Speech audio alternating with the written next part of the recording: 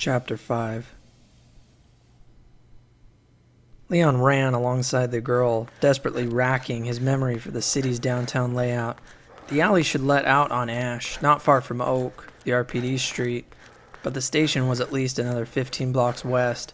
Unless they could find transportation, they weren't going to make it. He was on his last clip, 4 rounds left, and from the sounds reverberating through the alley, there were dozens, maybe hundreds of the creatures at either end. As they reached the mouth of the alley, Leon held up his hand and slowed to a jog, scanning the dimly lit street. He couldn't see much, but from where they stood to the next street light, there were 11 or 12 of the creatures to the right, staggering and reeling their way through the stinking darkness. There were only 3 of them to the left, not far from... Hallelujah! There! Leon pointed at the squad car parked across the street, feeling a flush of wild hope. There were no officers in sight. That was too much to ask for, but the front doors were standing open, and the 3 moaning things that roamed nearby wouldn't reach it before he and the girl could. Even if there were no keys, there was a radio, and the windshield was bulletproof. They could probably hold out against the walking corpses until help came. And it's the only chance you've got. Go! He hesitated just long enough to see the girl nod, her brown ponytail bobbing, and then they were sprinting for the black and white. The pavement a blur beneath their feet, Leon kept the handgun half pointed toward the creatures closest to them, 50 feet away. He wanted to shoot, to keep them from getting any closer, but he couldn't afford to waste the ammo. God, let there be keys. They reached the car at the same time and split, the girl running around the passenger side, and Leon realized with a new kind of horror that she probably thought the car was his. He waited for her to slam the door before jumping behind the wheel. A small, deeply frightened part of him screaming that this was his first day as he yanked his door shut. A prayer answered. The keys were in the ignition. Leon dropped the Magnum into his lap and grabbed them, feeling that wild hope once again, like there were options besides dying. Buckle up, he said, barely hearing her assent as he turned the keys and the flashers came on. Ash Street and the creatures that stalked it were bathed in blue and red swirls of pallid color, shadows changing form and thickness. It was a vision of hell, and he hit the gas, desperate to get away from it as fast as he could. The car spun away from the curb with a squeal. Leon pulled the wheel right and then left, narrowly missing a lurching woman whose scalp had been torn half off. Even through the closed windows, he could hear her frustrated howl as they sped away, joined by the cries of many more. Backup! Call for backup. Leon fumbled for the radio, not taking his gaze off the road. The creatures were scattered but persistent, dark and shambling monsters that staggered out into the streets as if drawn to the sound of the speeding car. As the black and white rocketed across Powell and continued on, he had to dodge several more of them. The girl was talking, staring out at the desolate landscape as Leon hit the comm button on the radio, his sense of helplessness rising. No static, no nothing. What the hell's going on? I arrive in Raccoon and the whole place is insane. Great. The radio's out. Leon interrupted, dropping the radio and focusing on the road. The entire city seemed like an alien world, the streets strangely shadowed. There was a dreamlike quality to it, but the smell kept him from believing that he was asleep. The stench of diseased flesh had permeated even the interior of the squad car, making it hard to concentrate on driving. At least there was no traffic and no people. No real people, except me and the girl. I've got to do my job here, keep her from getting hurt. Poor kid. She can't be older than 19 or 20. She's probably terrified. I've got to keep it together and shield her from further danger here. Get to the station and... You're a cop, right? The girl's lilting but somehow sarcastic tone snapped him out of his panicked musings. He shot a look in her direction, noting that while she looked pale, she didn't seem to be quivering on the edge of breakdown. There was even a trace of humor in her clear gray eyes, and Leon got a sudden strong impression that she wasn't a breakdown type. A very good thing considering the circumstances. Yeah, first day on the job. Great, huh? I'm Leon Kennedy. Claire Redfield. I came to find my brother Chris. She trailed off, staring back at the passing street. 2 of the creatures were staggering into the path of the car from either side, but Leon hit the gas and managed to drive between them. The steel mesh screen separating the back compartment was down, giving him a clear look from the rearview mirror. The two shuffling ghouls were now plodding mindlessly after them. Hungry, just like in the movies. For a moment, neither of them spoke, the obvious question remaining unspoken. Whatever had happened to turn Raccoon into a horror show didn't matter as much as how they were going to survive it. They'd be at the station in a couple of minutes, assuming the road stayed clear. There was an underground parking lot. He'd try that first, but if the gates were closed, they'd have to cover a short distance on foot. There was a small courtyard in the front of the building, a park area. 4 rounds left, and maybe a city full of these things. We need another weapon. Hey, open the glove box, he said. If it was locked, there was a key on the ring that should open it. Claire tapped the button and reached inside. There's a gun inside, she said, then pulled out a sleek semi-automatic. She raised it carefully and checked it to see if it was loaded before digging out a couple of clips. It was one of the RPD's old issues, a 9mm Browning HP. Since the slew of recent murders, the Raccoon Force had been carrying HK VP-70s, another 9mm. The difference was that the Browning could only hold 13, while the new issues held 18 rounds, 19 if you had one kept in the chamber. From the way she handled it, Leon could tell that she knew what she was doing.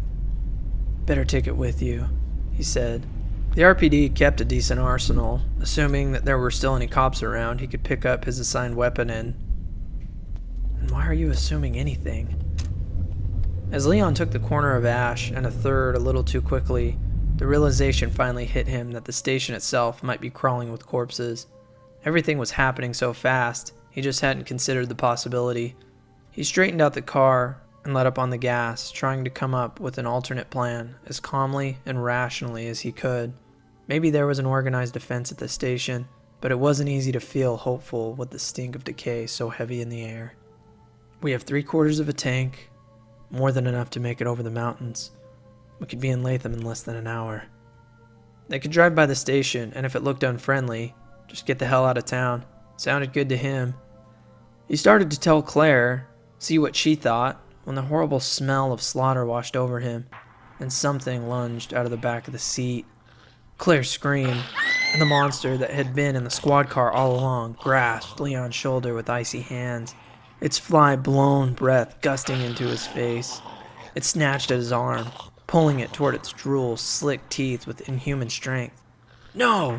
Leon shouted as the car veered wildly to the right, jumping the curb and sliding toward a brick building. The creature was unbalanced, losing some of its grip. Leon jerked the wheel, but too late to avoid the wall completely.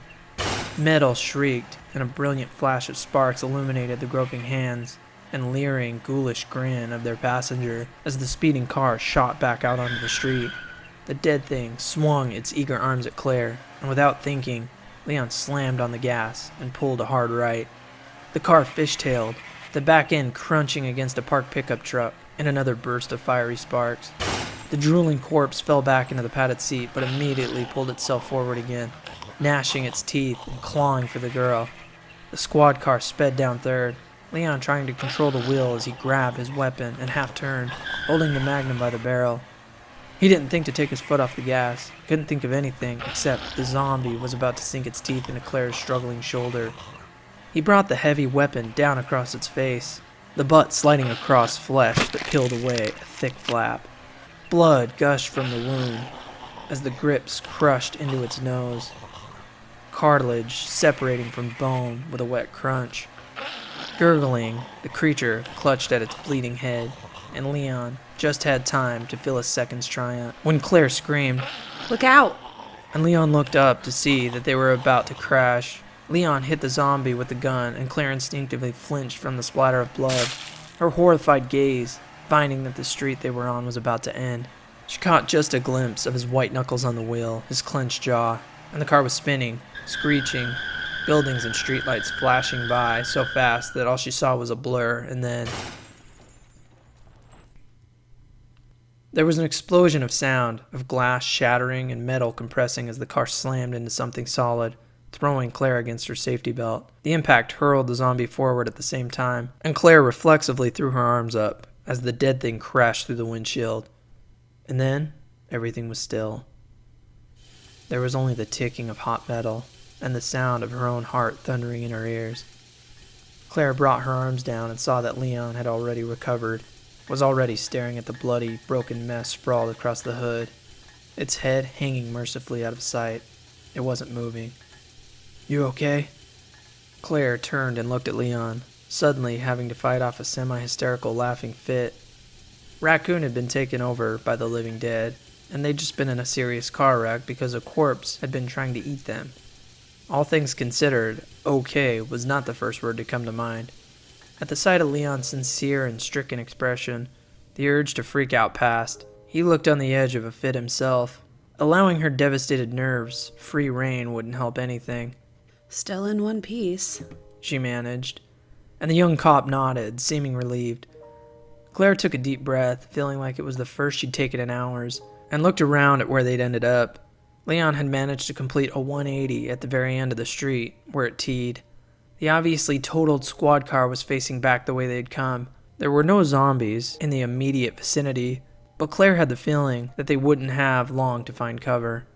From what she'd seen so far, most, if not all, of Raccoon had been affected by whatever it was that happened. She held the handgun tightly, trying to get her tangled emotions under control. Leon started to say something and then stopped, his eyes widening as he stared at the rearview mirror. Claire looked behind her, and for a second could only think that at some point since she'd left the university, she'd been cursed. Cursed. Somebody wants me dead. That's all there is to it. A semi was barreling down the street, still several blocks away but close enough for them to see that it was out of control. The truck veered back and forth, smashing against a blue pickup parked on one side of the street and then plowing under a mailbox on the other. Claire realized with numb horror that it was a tanker, and from the way the hull was sliding dangerously at each frantic swerve, the driver had a full load. In the split second that it took to digest the information, to pray that it wasn't gas or oil, the tanker had half the distance between them. She couldn't see the flames painted across the dark green cab, but even then it wasn't real until Leon broke their stunned silence. "Maniac's gonna ram us," he breathed, and then they were both stabbing at their seatbelt releases, Claire praying that the crash hadn't locked them somehow.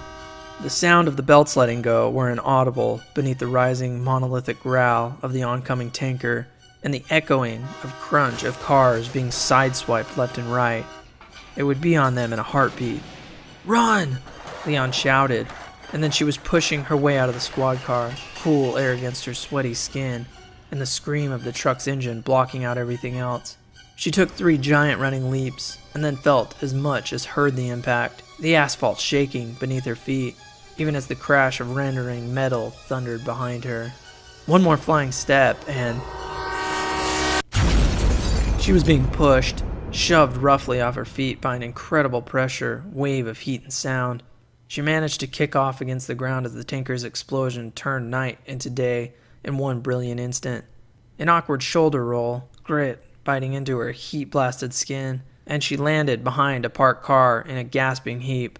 There was a brief, clattering rain of smoke debris, and Claire was on her feet, stumbling back into the street to search the towering flames for some sign of Leon. Her heart sank. The tanker, the squad car, and what had once been a hardware store were all enveloped in an inferno of chemical fire. The street completely blocked by the mass of twisted, burning destruction. "Claire!" Leon's voice muffled but audible through the wall of curling flame. Leon? "I'm okay," he shouted. "Head to the station. I'll meet you there." Claire hesitated for a second, staring down at the handgun she still held tightly in one shaky hand. She was afraid, scared of being alone in the city that turned into a living graveyard, but it wasn't like there was much of a choice. Wishing that circumstances were different was a waste of time. Okay. She turned, trying to get her bearings by the smoking, flickering light of the wreck. The station was close, a couple of blocks away, and there were creatures lurching out of the shadows from behind cars and inside darkening buildings. With single-minded purpose, they shambled into the strange light of the blazing accident, making small sounds of hunger as they came. 2, 3, 4 of them. She saw tattered skin and rotting limbs, gaping blackness where their eyes should be. And still they came, moving slowly toward her as if homing in on living flesh. Beyond the fiery wreck, she heard gunfire. 2 shots from perhaps a block away, then nothing. Nothing but the crackle of consuming flame and the soft, helpless cries of the shuffling dead. Leon's on his own now. Move! Claire took a deep breath, spotted an opening within the lethal crowd closing in on her, and ran.